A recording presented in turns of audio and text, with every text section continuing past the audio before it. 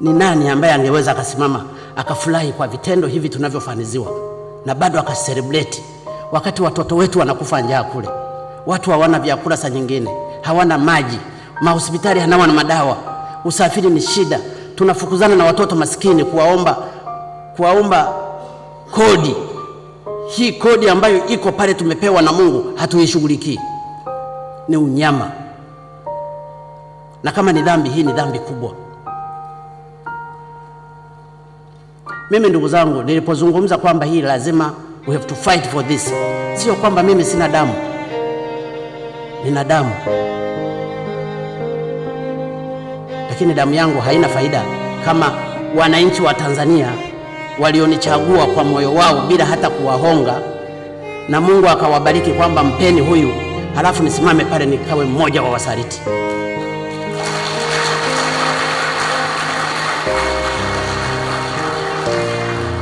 Siwezi nikasimama pale mbele nione wizi huu unaofanyika nikakai kimya.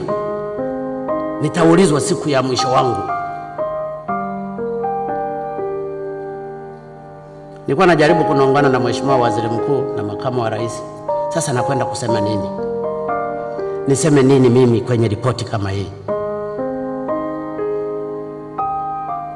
Masilahi ya taifa hayana kabila, hayana dini, hayana vyama, ni kwa ajili ya Watanzania wote tunayoyahitaji.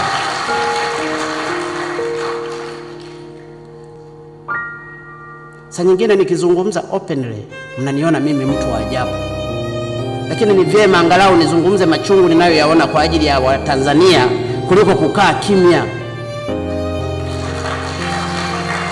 Tukiendelea kukaa kimya tunaliangamiza taifa.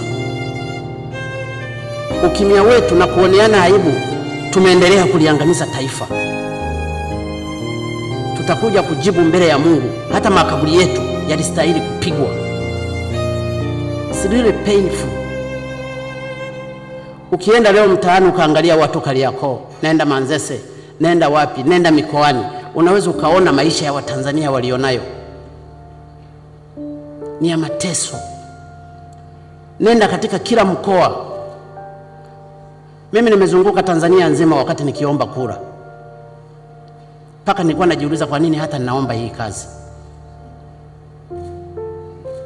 Umaskini wa Watanzania wanaokuzunguka, lakini wanakutuma nenda katusaidie.